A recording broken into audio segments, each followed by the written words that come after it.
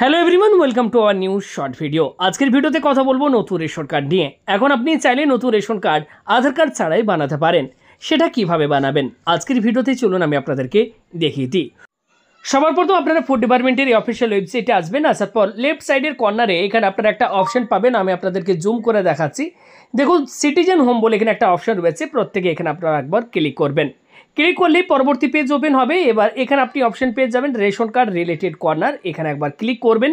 এখানে আপনি দুটো অপশন পাবেন, self service of ration card এবং রয়েছে সার্ভিস রিকোয়ারিং অফিস অ্যাপ্রুভাল। এখানে আপনি নিচে ক্লিক হেয়ারের ওপর ক্লিক করবেন, পরবর্তী পেজ ওপেন হবে। এবার এখানে দেখুন বলা হচ্ছে অ্যাপ্লাই অনলাইন, জাস্ট এখানে আপনারা একবার ক্লিক করে দেবেন, পরবর্তী পেজ আপনার কাছে ওপেন হবে।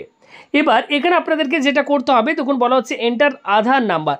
আপনার পরিবারে অলরেডি যদি কারো রেশন কার্ড রয়েছে, আপনার বাবা মা ভাই বোন যারই থাকুক না কেন, তার আধার কার্ডের নাম্বারটি এখানে আপনাদেরকে এন্টার করতে হবে। এবং বলে রাখি, অবশ্যই সেই ব্যক্তির আধার কার্ডটি কিন্তু রেশন কার্ডের সাথে লিঙ্ক থাকতে হবে। এখানে আধার কার্ডের নাম্বারটি বসাবেন, নিচে এই বক্সে একটা টিক মার্ক দেবেন।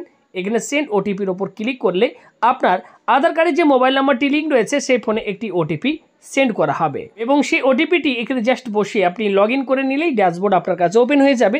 এরপর ফর্ম 4 ফিল আপ আপনাদেরকে কীভাবে করতে হবে এবং আধার কার্ডের পরিবর্তে কোন ডকুমেন্ট আপলোড করবেন, কিভাবে ফর্মটি ফিল আপ করবেন, পুরো প্রসেস আমাদের কমপ্লিট একটি ভিডিও আমাদের চ্যানেলে আজকেই পাবলিশ করেছি। অবশ্যই বন্ধু টিউটোরিয়াল চ্যানেল করে আপনারা এই ভিডিওটি দেখে নিন। সম্পূর্ণ ভিডিওটি দেখলে আপনি আপনার পরিবারের কোনো সদস্যের আধার কার্ড ছাড়াই নতুন রেশন কার্ডটি বানাতে পারবেন। ভিডিওটি ভালো লাগলে লাইক করুন, ভিডিওটি শেয়ার করে দিন, চ্যানেলে নতুন হলে চ্যানেলটি সাবস্ক্রাইব করুন। ভালো থাকবেন, ধন্যবাদ।